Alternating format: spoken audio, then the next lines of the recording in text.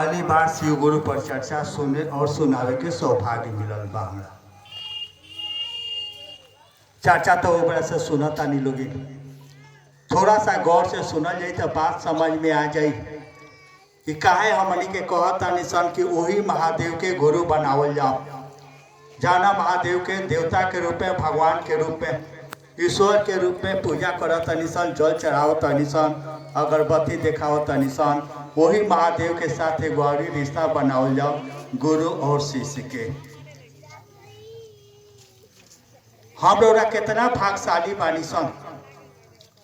थोड़ा सा गौर से सुनल जाए तो बात समझ में आ जाए कि हम लोग कितना भाग्यशाली बानी सन कि हमरा रोरा महादेव के चेला बने के सौभाग्य मिलल। धन्य बारे साहेब हरिंदानंद, दीदी नीलमानंद, जेकरा वजह से ई सौभाग्य मिलल। इतिहास गवाह बा कि महादेव के चेला बने के तो सौभाग्य राम के भी ना मिलल, महादेव के चेला बने के तो सौभाग्य कृष्ण के ना मिलल, देवी देवता लोग के ना मिलल, एगो माँ पार्वती के छोड़ के। बाकी केहू के महादेव के चेला बन कोनो देवी देवता के सौभाग्य ना मिलल। जो सौभाग्य हमरा रोरा के साहेब हरिंदानंद, दीदी नीलमानंद दयाल लोग पहले ही कहनी कि जे गुरु के माता हम लोग का बताए सर, कुछ नहीं किसन जानत का बताए सर। ऐसा कोनो किताब नहीं के, ऐसा कोनो वेद शास्त्र नहीं के, ऐसा कोनो ऋषि मनुष्य नहीं, ऐसा कोनो धर्म नहीं के, चाहे हिंदू धर्म हो के, चाहे मुस्लिम धर्म हो के, चाहे सिख धर्म। सिख धर्म तो यही पढ़ले बा।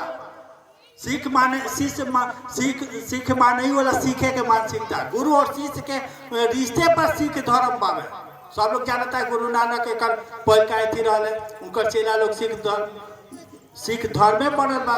गुरु और शिष्य के रिश्ता पर, चाहे जैन धर्म हो के, चाहे बौद्ध धर्म हो के, ऐसा कोनो धर्म नहीं के और गुरु के माता नहीं के बतावत। गुरु के माता तो यहाँ तक बतावता कि गुरु गोविंद दो करे काको लागू पाए, बलिहारी गुरु अपने गोविंद दियो लखाए। यानी बिना गुरु कहता हमारा कुछ नहीं के बुझा सका। हकीकत भी ये बा, चाहे हमनी के केतनो पूछ ली सन, अपना के केतनो जानकार समझ ली सन, केतनो काबिल समझी सन, लेकिन हकीकत ही बा कि हमरा कुछ नहीं के बुझात। जैसे मान ली कि छोट लड़का बा, ओकरा से पूछल जाए कि बाबू हम जाता नहीं मोतिहारी का लिए, तो का कही कि प्लास्टिक वाला बोलेरो ले ले। देखा था कि लड़कवा के संगतिया बोलेरो चलावता, सब फुट चलावता, ओकरा उतने अकिल बा। ठीक हो लगा हमरा रोना लगा अगर महादेवे आ जास तो हमनी के का कहे सब। साक्षात महादेव आ जास तो हमनी के का कहे सब। हमनी के देखब से कि बोलेरो आई बगल में तो हम कह कि एगो स्कॉर्पियो दे दो, ये सदका कुछ नहीं के बुझा। चाहे एगो घर दे दो, एगो गाड़ी दे दो, एगो बंगला दे दो, ये सदका कुछ नहीं के बुझा। लेकिन अगर कोनो गुरु के संगत में चल गई सन, सब कुछ बुझा जाए। खाली गुरु के संगत में चल जाओ। जैसे साहब एगो उदाहरण दिले कि एक आदमी गई मार्ट साहब का लगे गई आ कहलस कि जे सरकार हमार 2 लड़का बारे सब पढ़े के चाहते नहीं खसन, कितना मास्टर अइले आ गइले लेकिन वो पढ़े के तैयारी नहीं खसन हो। मार्ट साहब कहले कि हम पढ़ा दे। मार्ट साहब अइले लड़कन का लगे कहले कि पढ़ब लोगी। लड़का कहले सकी ना पढ़ब सन, सीख ले रहे सकी ना पढ़ब सन। मार्ट साहब कहले कि जे का करब लोगी, आ तो गुल्ली डंडा खेलब सन। मार्ट साहब कहले कि हमरो के खेलेब लोगी, आ तो हाँ खेलाब सन। तीनों आदमी चल रहा गुल्ली डंडा खेले खातिर। गुल्ली डंडा खेले में गिनती के जरूरत पड़ेला, यानी जे गिनती याद कैले वैसे ही खेल सकता। हम खेलले बनी, हमरा मालूम बा। तो गुल्ली डंडा खेलावत में मार्ट साहब गिनती याद करा दिले लड़कन के, गिनती याद करा दिले। जब गिनती याद भइलू तब छोटका भैया कहता बड़का भैया से, भयो रे बुझाता कि मार्ट साहब पढ़ावता। बात समझी? कुछ नहीं के भाई, मोबाइल बंद करी।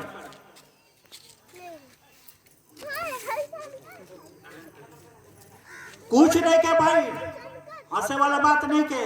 यानी खाली लड़को बिना मनो से मार साहब के साथे रह गई, मार साहब पढ़ा दिले। ओमे लड़कों के काबिलियत ना रहे, काबिलियत मास्टर साहब के रहे। खेलत खेलत में मार साहब पढ़ा दिले। ठीक हो लगा हमनियों के साहब ये कहले कि जे तू अपने काम से चाह ना जे लेखा मन करे वो लेखा जा। तो सुन गुरु जी साथ सौटा ना, गुरु जी बता दिए कि क्या चीज होला। सचमुच में जे लोग भी शिव चर्चा करता धीरे धीरे धीरे धीरे ओकरा बात बुझाता जब का करे खातिर गई का करता नहीं के लेखा करते। एमे आदमी के कोनो काबिलियत नहीं के, काबिलियत गुरु के बा। गुरु से सटल जाई तबे कुछ बुझा सकता। हम लोग का गुरु के माता का बता स गुरु के माता राम के का घटल रहा कि राम के गुरु बनावे के पड़ल। कृष्ण भगवान रहे उनका का गुरु बनावे के पड़ल। देवी देवता लोग के काहे गुरु बना के पड़ल। सब लोग जानता कि महादेव के चेला रहे वशिष्ठ मुनि।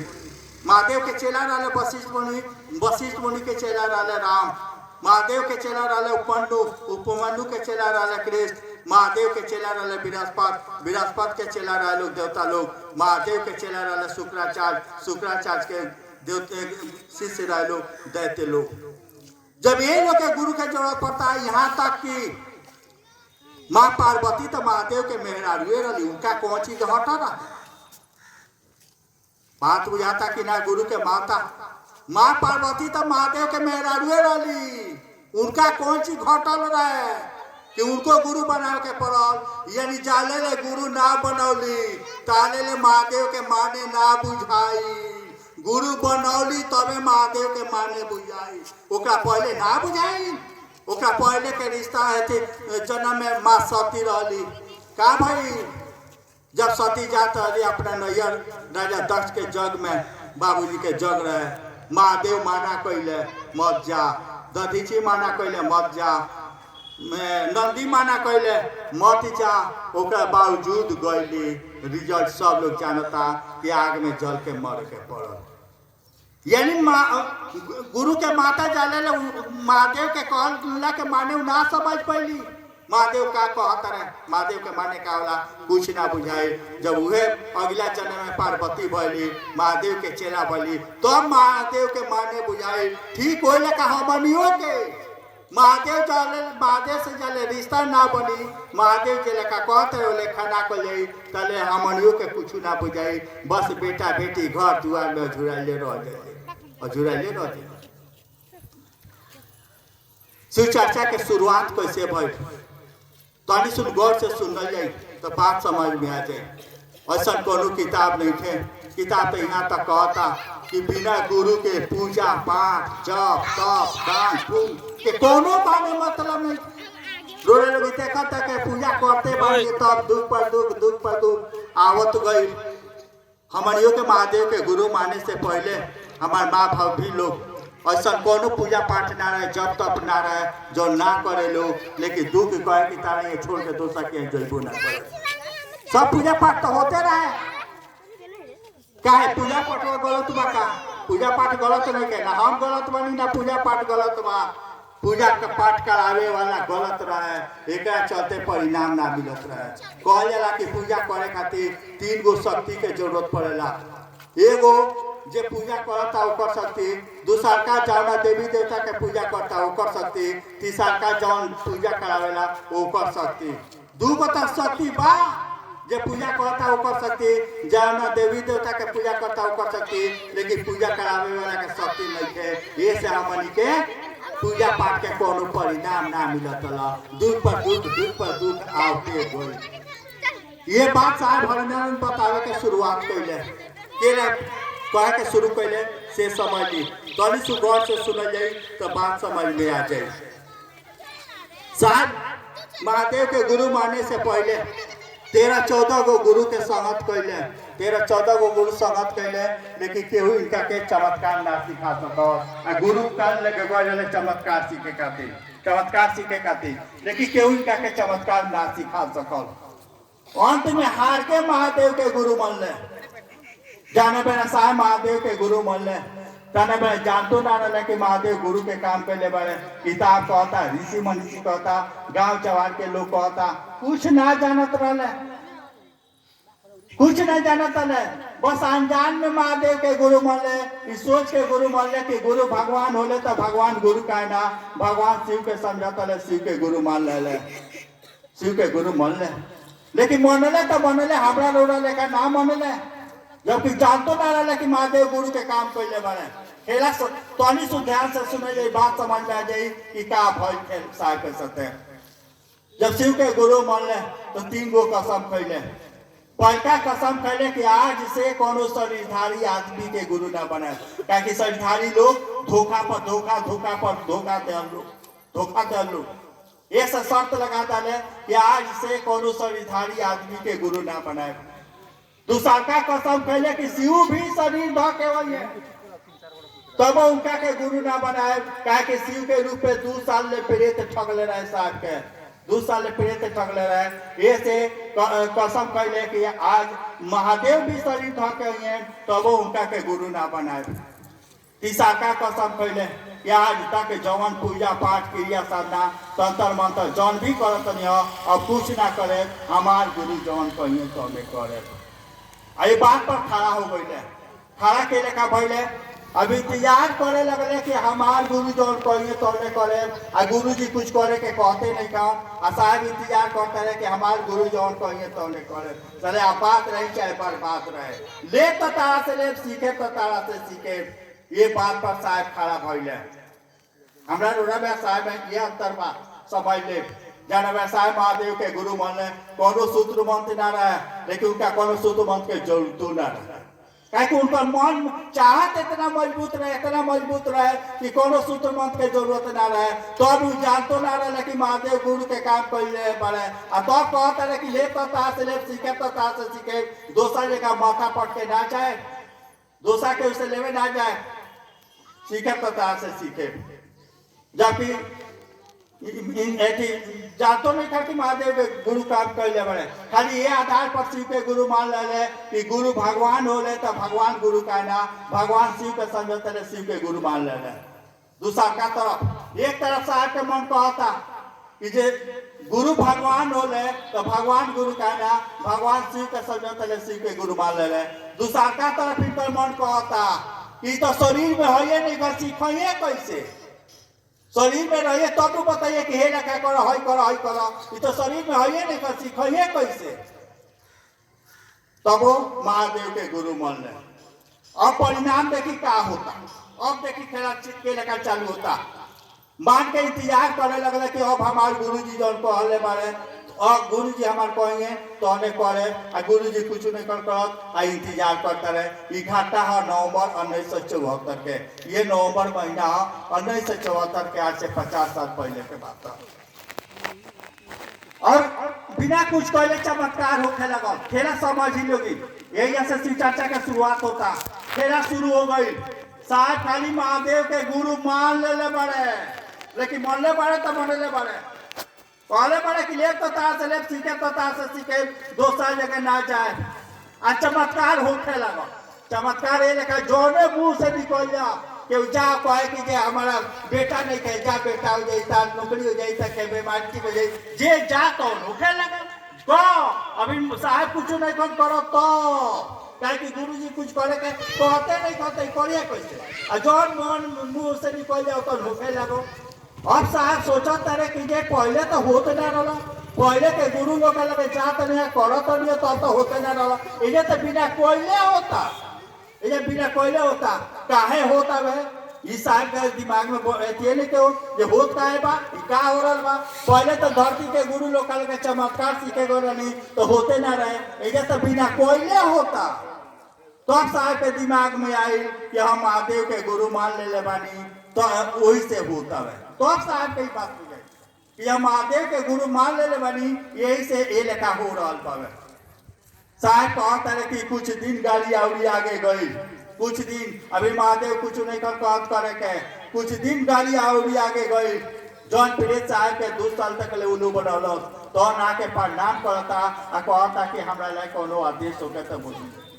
उहे प्रेतवा जौन प्रेत 2 साल ले उल्लू बनौले रहे तोने प्रेत जौन प्रेत 2 साल ले उल्लू बनौले रहे तोने प्रेत आके प्रणाम करता कहता कि हमरा ले कोनो आदेश होके त बोलल जाई। अब वो बेराए लगल साहब कहता है कि कुछ दिन गाड़ी औरी आगे गई देवी देवता लोग आके प्रणाम करे लगल कहे लगल कि हमरा ले कोनो आदेश होके त बोलल जाई। अब खेला बुझाता कि ना यानी देवी देवता लोग भी तबे सुनी, याद रख ले देवी देवता लोग भी तबे सुनी जब रोरा जीवन में गुरु शिव होइए। हमनियों के बहुत ना कने महादेव के पूजा करे के पहले महादेव के गुरु माने से पहले बहुत पूजा पाठ कर लो घर के लोग सब लोग कहले हम कहले बानी। लेकिन दुख है कि तारे ये छोड़ के ना जाए। दुख तो ऐसा आपत विपत रहे ऐसा आपत विपत रहे कि साहब दीदी भी लोग आवे तो वो लोग के ठीक से खाना खिया दे तो औकात ना रहे ऐसा आपत विपत आई। लेकिन साहब दीदी के सहयोग से वो लोग के बतावला से हमनी के महादेव के गुरु मनीषन धीरे धीरे सब कुछ ठीक हो गई। ठीक तो ऐसा भाई कि जाना बीमारी के डॉक्टर कह दिले रहे कि एक धरती पर इलाज नहीं है तो भी बीमारी ठीक भई। काहे भाई महादेव के गुरु बनला से अब रात बात लोग कह सकता नहीं कि महादेव और धरती पर अभी भी गुरु लोग बा काहे साहब महादेव के गुरु मानले तो ऐसा भइल। पहले के गुरु लोग के काहे ना भइल, पहले के गुरु लोग के संगत कैले तो काहे ना भइल से समझ ली। हमारा किताब कहता गुरु के बारे में, हमारा किताब कहता कि गुरुर ब्रह्मा गुरुर विष्णु समझ ले। काहे हमनी के शिव के गुरु मानला के बाद सब कुछ बदले लगता ये से बदले लगता कि जैसन गुरु के बारे में किताब कहता वैसन गुरु रहबे ना कैला। जैसे रौरा महादेव के गुरु मानो तनी धीरे धीरे गाड़ी स्टार्ट होता ये से स्टार्ट होता कि किताब गुरु के बारे में कहता कि गुरुर ब्रह्मा गुरुर विष्णु गुरुर देव महेश्वर गुरुर साक्षात परब्रह्म तस्मै श्री गुरुवे नमः। यानी गुरु ऐसा होके के चाहिए जेकरा अंदर ब्रह्मा के शक्ति होके जेकरा अंदर विष्णु के शक्ति होके जे परमात्मा से एक मेक होके परमात्मा से भी परे अगर कोनो सत्ता बा जेकरा के पर ब्रह्म कहल जाला गुरु हमार वैसा होके के चाहिए वैसा गुरु के प्रणाम। ये बड़े जे शिव चर्चा में धूम मचल बा चारी ओर शिव चर्चा हो रहा जबकि अभी कुछ नहीं के बुझा। हमनियों के दुनिया घूमता नहीं सब ना गुरु के माने बुझाता ना शिव चर्चा के माने बुझाता ना 3 सूत्र के माने बुझाता तब धूम मचल बा। लोग अपन अनुभूति सुनावता। पहले कहानियां किताब में सुने के मिल रहा कि महादेव अनारा के आँख दिले कोलिया के काया दिले बाजी के पुत्र दिले निर्धन के धन दिले। आज गुरु भाई बहन के मुंह से सुने के मिलता। पहले कहानियां गीत में सुने के मिलता आज गुरु भाई बहन लोग मन से चिल्ला के कहता खाली वैसा गुरु से तनी सु संगत भइल बा तनी सु अभी शुरुआत कैले बानी सो तब ऐसा हो रहा बा। ये से हो रहा बा कि जैसा गुरु के बारे में किताब कहता रहे वैसा गुरु से तनी सु संगत हो गइल बा खेला शुरू हो गइल। पहले के ये बड़ा जैसा गुरु के बारे में किताब कहता वैसा गुरु ये बड़ा धरती पर नहीं। पहले गुरु लोग रहे सब लोग जानता कि मीरा के गुरु रविदास के बारे में कहला कि मन चांगा तब कठौती में गंगा। कहानी सुनले बानी मन चांगा तब कठौती में गंगा यानी जामे कठोरा में चमड़ा के जूता चप्पल फेवस वही में गंगा जी आ जा। बात समझ में आवता कि ना।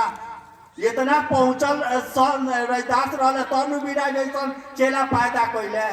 मीरा गली रविदास के लगे कहली 5-6 गो सवाल कैली। रविदास कहले कि ये सवाल के जवाब ना दिया चल जा अगर सवाल के जवाब चाहिए तो चल जा तू सीधा के लगे मोट किताब लिखे ले वे जवाब दे ले। मीरा ना गईली रविदास के अपन गुरु बनौली। रविदास मीरा के मन में कृष्ण के प्रति प्यार जगा दिले। मीरा रानी दीवानी कहने लगी वो तो गली हरी बोली जाने लगी। यानी काबिलियत मीरा के ना रहे काबिलियत रविदास के रहे। जे लेखा लड़को पढ़त रहे लड़कों के काबिलियत ना रहे काबिलियत मास्टर के रहे कि गुल्ली डंडा खिलावत में माँ सब गिनती याद करा दिले ठीक हो लगा रविदास काबिलियत रहे कि रविदास मीरा के मन में कृष्ण के प्रति प्यार जगा दिले। मीरा रानी दीवानी कहने लगी, वो तो गली गली हरिगुण गाने लगी। रामकृष्ण परमहंस के बारे में सुन लो कब लगी कि माँ काली आके उनका क्या सुतावस, आके अपना हाथे खियावस, तब विवेकानंद जैसा चेला पैदा कैले। यानी पहले के गुरु लोग रहे जे परमात्मा से एक में एक रहे, परमात्मा में उनका में कोनो अंतर ना रहे। ये से वैसा वैसा चेला लोग पैदा कर। मछेंद्रनाथ जेकर चेला गोरखनाथ गोरखपुर शहर में बसल बा। यानी वो लोग पहले के रहे जे परमात्मा से एक में एक रहे, परमात्मा में उनका में कोनो अंतर ना रहे। तो वैसा वैसा चेला लोग पैदा कर। ये बेरा धरती पर वैसा गुरु लोग नहीं के। ये से साहब कह के शुरुआत कैले, ये भैया ये दीदी तू वही महादेव के गुरु मान ला, जाना महादेव के देवता के रूपे, भगवान के रूपे, ईश्वर के रूपे पूजा करता है, वही महादेव के गुरु मान ला। साहब ने कहा किताब भी चिल्ला चिल्ला के कहता कि महादेव सबसे बड़का गुरु हवन, आदि गुरु हवन, गुरु के गुरु हवन, गुराधिपति हवन, जगत के गुरु हवन, जगत के गुरु हवन। ये से जगत के एक एक आदमी उनका चेला बन सकता, चाहे शाकाहारियों के, मांसाहारियों के, औरतों के, मर्दों के, चोरों के, साधुओं के, जे भी बात धरती पर महादेव के चेला बन सकता। महादेव नहीं कर सकत कि हम तारा के चेला ना बना। महादेव के ताकत नहीं है उनके, क्या कि उनका के कहल बा कि जगत के गुरु हवन, जगत पर जे भी बावे वो महादेव के चेला हो सकता। महादेव नहीं कर सकत कि हम तारा के चेला ना बना। साहब जब शुरुआत कैले ना कहनिया कि जे देवी देवता लोग आके प्रणाम करे लगल बिना कुछ कैले, बिना कुछ कैले। साहब 8 साल तक ले केहू के ना बतौले, केहू के ना बतौले। 8 साल में साहब जांच के कहले, 8 साल में जांचला के बाद साहब के मन समझल कि महादेव बढ़िया गुरु बारे, इनका से बढ़िया गुरु केहू नहीं के हो सकत। तब हमरा रोज से कहे के शुरू, जांचला के बाद तब हमारे रोड से कह के शुरू कैले, ये भैया ये दीदी तू वही महादेव के गुरु मान लो, जना महादेव के देवता के रूपे, भगवान के रूपे, ईश्वर के रूपे पूजा करो तनी सा, वही महादेव के तू गुरु मान लो। 8 साल जांचला के बाद कह के शुरू कैले, जाना बेड़ा कह के शुरू कैले।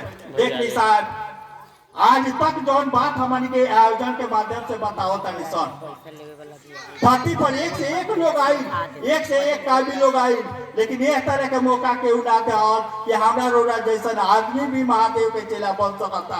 ना कोनो किताब में लिखल बा, ना कोनो ऋषि मनीषी कहले बारे। ये बात साहब हरिनाथ जी बतावे के शुरुआत कैले कि हम रोड़ा भी महादेव के चेला बन सकता निसन, महादेव के गुरु मान सकता निसन, नहीं कह सकत कि तरह के चेला ना बने।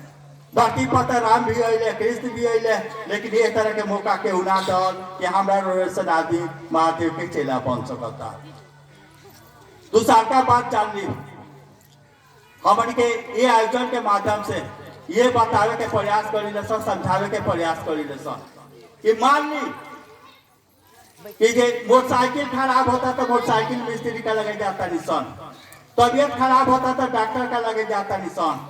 जेकर किस्मत खराब है वो कहाँ जाए तनी बताई तो, जेकर किस्मत खराब है, जेकर सब कुछ ना लोग कह देला कि बालमा जी लिख देले बड़े तावना के काट सकता, लेकिन हाँ ये बतिया 3 सूत्र हमारे के कहता निशान जे साहब हरिनाथ 3 गो सूत्र देले बड़े। पहलका में दया मांगे के बाद, दूसरा में चर्चा करे के बाद, तीसरा में प्रणाम करे के बाद। ये 3 सूत्रों में ताकत इतना बा, इतना ताकत बा कि हमरा रोड नसीब में अगर बालमा जी सब कुछ गड़बड़ लिख देले बड़े, सब कुछ खराबे बा, तावना के भी बदल देवे के ताकत है सूत्रों में बावे।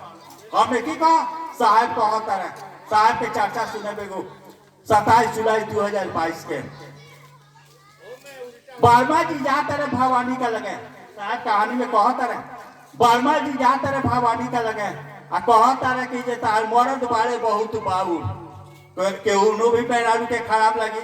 अगर मर्द के शिकायत कर जाए तो भले वो अपने दिन भर गड़ी आई, लेकिन कोनो बात नहीं के, लेकिन दोसर के गड़ी आते तक लगा ना कह के मतलब बाकी जे जब बालमा जी जाते रहे भवानी का लगे कहता रहे कि जे तार मर्द बहुत बाउल बारे।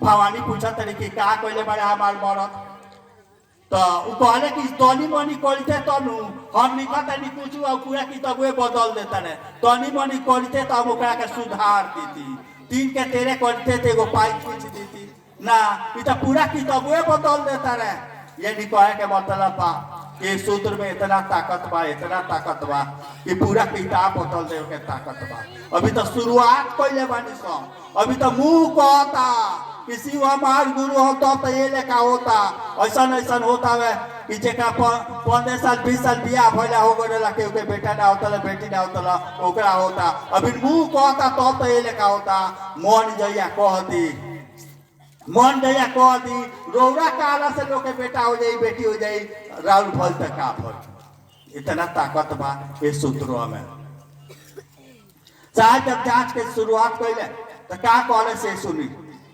एगो स्लोगन लिखले कि आदि गुरु शिव को गुरु रूप में प्रणाम निवेदित करना व्यक्ति को शिष्य बनाता है शिव शिष्य होकर व्यक्ति के सारे लौकिक पारलौकिक मनोरथ स्वतः पूर्ण होते हैं मैंने परीक्षा की है आपकी परीक्षा प्रार्थनीय है ई नैकन साहब का देख ली ई नैकन कह कि तू हमरा बात पर भरोसा कर ई नैकन कह तू कहता रे कि तू जांच में दम होके तो करिए ना दम होके छोड़ दिया हम जचले बानी हमरा बुझाता कि अगर जे भी महादेव के चला हो जाई ओकर लौकिक पालौकिक मनोरथ स्वतः पूर्ण हो जाई हम जचले बानी तू जांच के देख लो जांच में दम होके तो करिए ना दम होके मत करिए आज एक आदमी 2 आदमी ना 1000 में ना सैकड़ा में ना लाख में ना करोड़ों लोग ये बात के जांच के चिल्ला के कहता जांचला के बाद लोग चिल्ला के कहता कि सचमुच में जब से हम महादेव के गुरु बनले बनी तब से हमारा आशा के हई भइल बा हई अनुभूति भइल बा हई अनुभूति भइल बा करोड़ों लोग गुरु भाई बहन चिल्ला के कहता हमनी के ये आयोजन के माध्यम से ये बतावे के प्रयास करी कि समझावे के प्रयास करी ये अभी तो मुंह कहता कि शिव हमार गुरु हम तो ये लेखा होता अभी कुछ नहीं कि सब करो तो ये लेखा होता झूठों के कहता है कि हे महादेव तू हमार गुरु हुआ हम तार चेला हैं तो ये लेखा होता है सचमुच में साचो के जइया होके लगी तो या का होई तो या के साहब बतावे अगर जया तार मन समझ जाए कि शिव हमार गुरु हवन देवी देवता लोग से ऊपर तार श्री हो जाए देवी देवता लोग तारा के प्रणाम करी साहब तो एक स्टेशन आके कहले साहब का कहले से सुन ली साहब कहले यार असली चेला के तो बात हटाओ तू असली चेला के बात हटाओ नकली भी चेला बनू तो देवी देवता लोग तारा के आके प्रणाम करी नकली चेला बनबो तो असली के बात नहीं की कह नकली भी चेला बनबो तो देवी देवता लोग आके प्रणाम करी लेकिन नकल भी करे खातिर हमनी के लगे अकल नहीं गेले था समझ ली नकल भी करे खातिर अकल के काम नहीं थे अकल नहीं थे नकलो करे खातिर अकल के जरूरत होला जैसे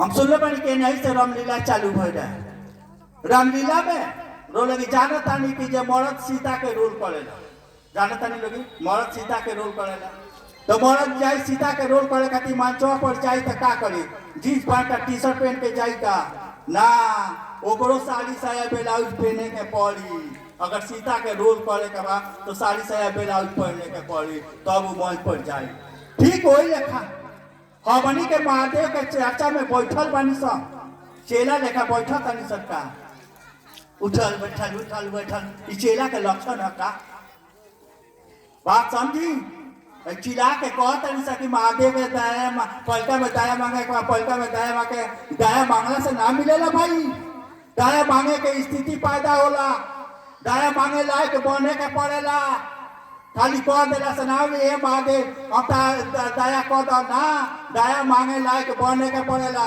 ई 3 सूत्र दया मांगे लायक बनावेला हमने की कहा किताब में साहब जी के दिले बने 83-84 नंबर पेज पर पढ़े आओ चले सीक्यूर में यानी जेकरा मन पर जगत से भारी महादेव होइए सूत्र काहे खातिर करे के बा कब ले करे के बा समझ ली सूत्रवा तालई ले करे के बा जाले ले हमरा रोरा मन पर जगत भारी बा तालई ले सूत्रवा करे के बा जया मन पर महादेव भारी हो जाइए कोनो सूत्र बंद के काम नहीं के कोनो दया मांगे के जरूरत नहीं के सूत्र मांगते ते खातिर बा याद रख ले साहब जरा मेरे महादेव के गुरु मान ले, कोनो सूत्र बनते ना रहे, कोनो सूत्र बनते ना रहे, लेकिन उनका मन पर पहले ही से महादेव भारी रहे, जगत से भारी महादेव रहे, ये से उनका कोनो सूत्र बंद के जरूरत ना रहे। हमरा रोरा मन पर महादेव के महादेव हुआ, हमरा रोरा मन पर तो महादेव से भारी टूटई हवाई चप्पल बा। हमन के तो मंदिर में भी जाता नहीं सब तो चप्पल पर नजर बा के चप्पल मत लेके चल जा। महादेव से भारी तो हमरा रोरा मन पर चप्पल बैठबा, टूटा ही हवाई चप्पल। निमनों के बात छोड़ दी, बात समझी काहे खातिर सूत्र करे के बा। बात बुझाता कि ना तनी हमार बोली टाइट होला लेकिन करे का। साहब का लगे खाली बैठल रहनी सराची में जाना भाई नौकरी करे गई रहले, तो रोज रात का चर्चा होला होके वही उनका यहाँ रोज रात का चर्चा होके, तो चर्चा खत्म भइला के बाद साहब चल गए बेडरूम में। बेडरूम में गए तो उनका एक आदमी हल्ला करे लगा, इतना हल्ला कैले कि साहब के फिर से आवे के पड़ा। समझ लीजिए कि हमन के बानी सन का हमा पूजा पाठ करते सन कहते सके दुख पर दुख होता काहे होता समझ ली।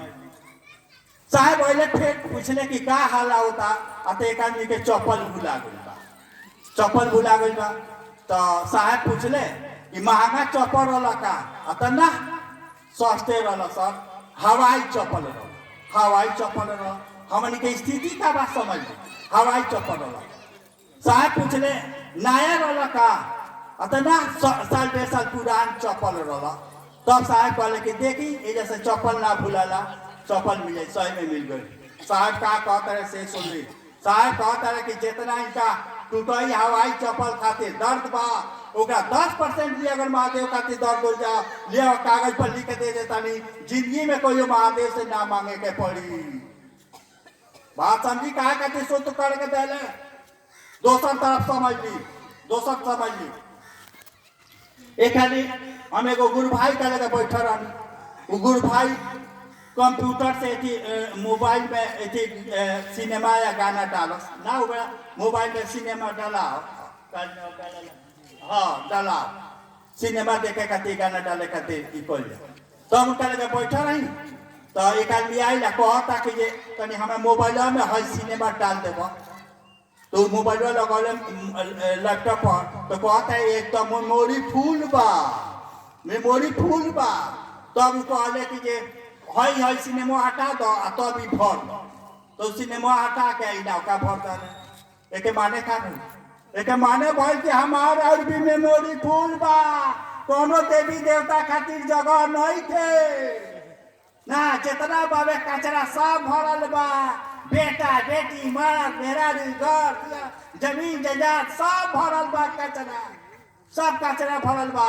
3 सूत्रवा कल जाई तो जे लेका कंप्यूटरवा से डिलीट भइलू आ तब में डालाई ठीक होई लेका 3 सूत्रवा कल जाई तो जितना कचरा बा सब डिलीट होई। और जब डिलीट हो तब महादेव बैठी है, और जब महादेव बैठी है तब लोग रोरा के कह दी कि महादेव के चेला। बात समझी?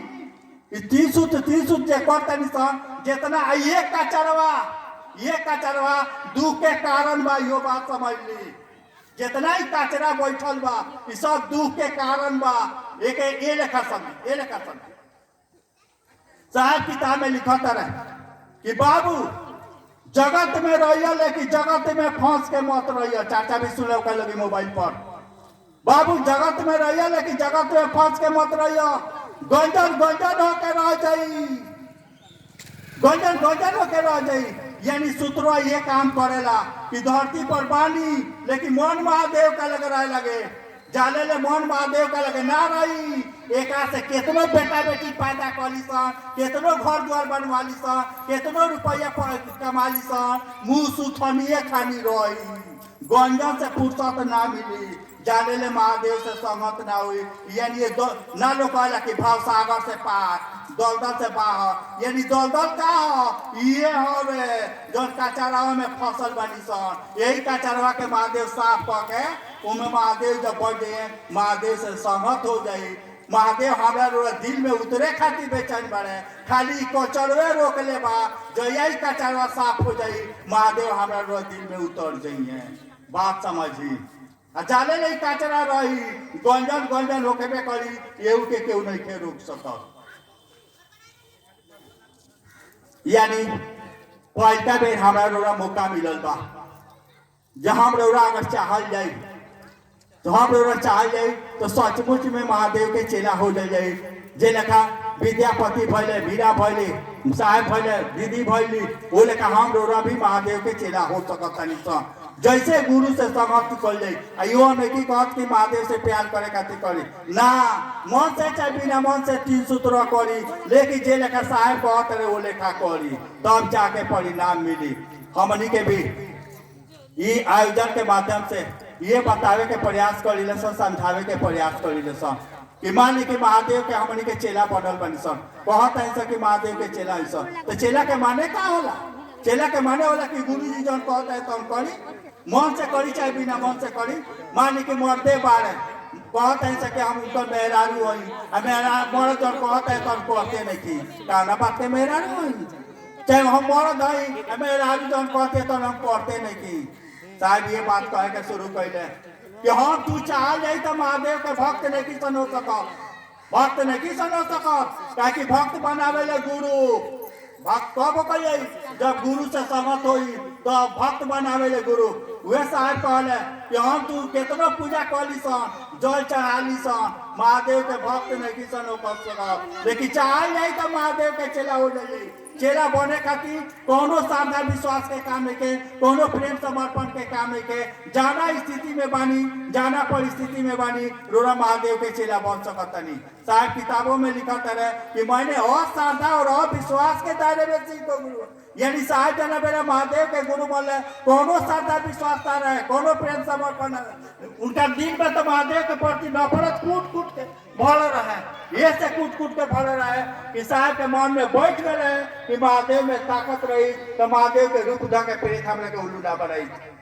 ये से साहब महादेव से नफरत करता है एक बावजूद परिणाम मिलल कि ना महादेव अपन को चेला बनौले कि ना बात बुझाता कि ना कितना महादेव से नफरत कहता है कोनो श्रद्धा विश्वास ना रहे लेकिन गुरु जी जब कहले रहे तो कहले तो साहब के महादेव अपन चेला बनौले कि ना दीदी के अपन चेला बनौले कि ना। ठीक ये बात कहे के साहब पहले तारे के श्रद्धा विश्वास बा कि नहीं के प्रेम समर्पण बा कि नहीं के कोनो माने मतलब नहीं कहो चाहबा तो महादेव के चेला बन जीवा। चेला बने खातिर कुछ नहीं के करे के कुछ नहीं के करे के जवन गुरु जी कहता रहे जे लेखा कहता रहे वो लेखा कह जाई हमनियों के चेला बन जाए।